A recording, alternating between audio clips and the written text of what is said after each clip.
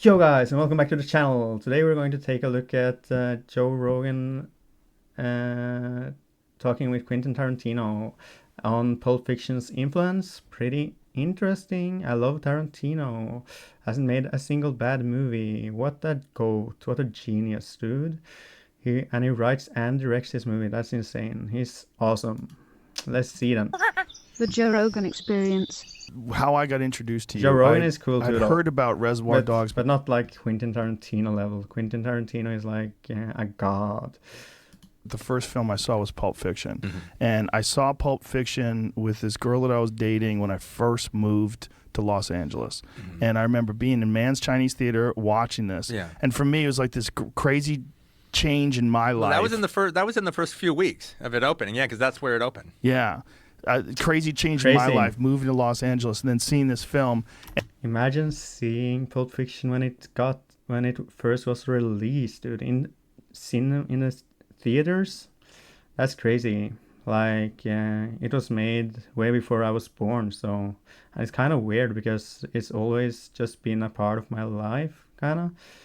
But there was a time before it existed, and when it was like where it kind of broke all the conventions, but now it's kind of just there forever, etched in cinema history. So it's kind of interesting. And then I remember very clearly, like at the end of the film, like even in the middle of the film, going, this is the craziest fucking movie I've ever seen in my life. And this it symbolized to me like the world was changing, like everything was changing. It was so wild and so crazy. It was a film it was unlike anything I'd ever seen before. All the different timelines, how you interwove everything together, like the violence, the chaos, and the humor of all of it. Like people walked out of that movie theater fucked up. Yeah. And I remember thinking like, wow, like the world is different. Yeah, it's like when you say it like that, they went out of it fucked up. It's like experiencing a trip, like through the media of movies, and then he just subverts a lot of expectations that were kind of so weird to be subverted. So yeah, it probably fucked up a lot of people. Like sometimes you'll see a work of art, a something, and you'll say that thing just changed everything. It just it was so 100% this is Pulp Fiction. It changed everything. You can't. It's so hard to imagine a new Pulp Fiction though. How are you going to up the freaking action and craziness of Pulp Fiction? Is crazy. I can't imagine it myself. So we'll just have to wait and see and cross our fingers. Hopefully it will come. But it doesn't seem like it ever is going to be topped. Wild.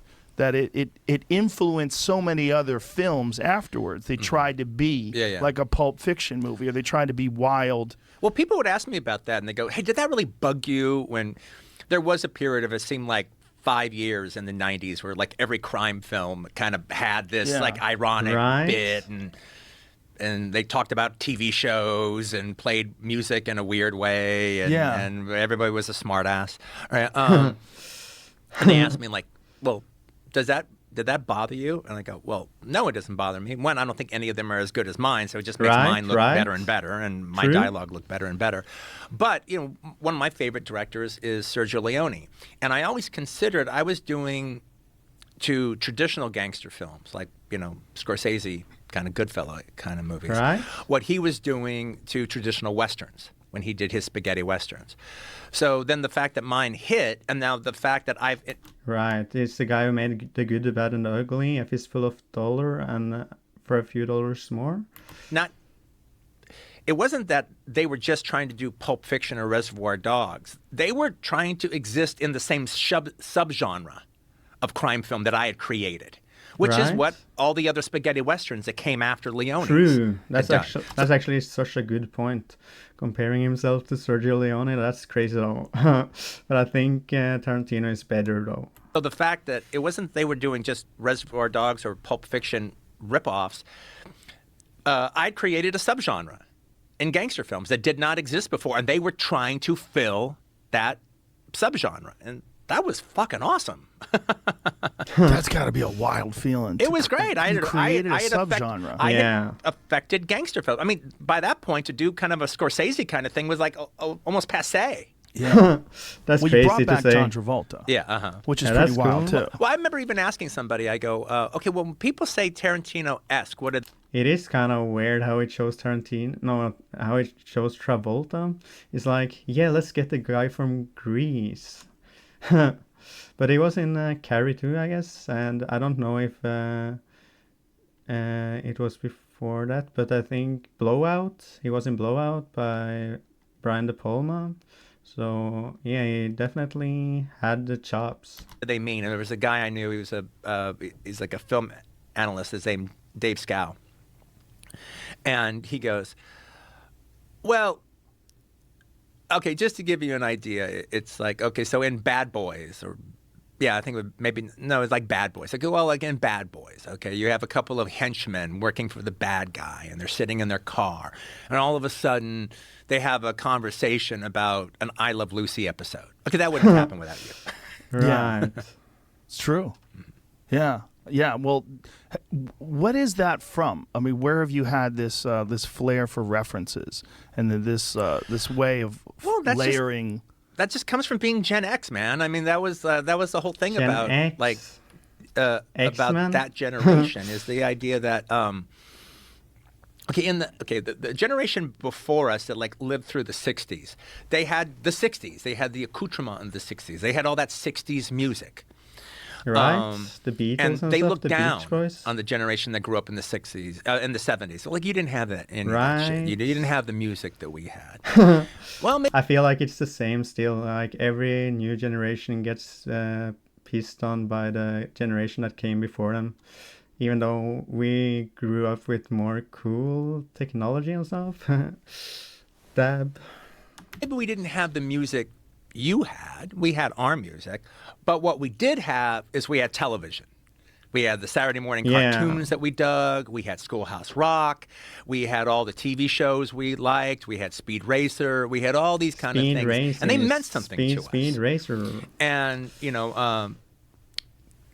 kids back then who, if their parents didn't let them watch TV at a certain point, well, the parents might have actually had like the best intentions, but they were actually robbing their children of the pop.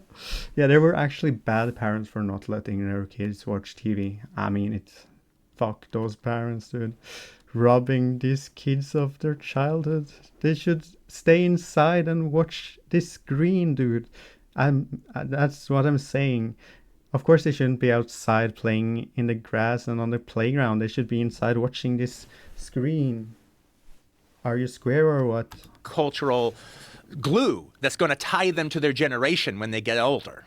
And so, we had the ABC movies of the week. I mean, we had all that stuff. And we had fucking great movies. If you were going out and seeing the movies of New Hollywood, we had all that.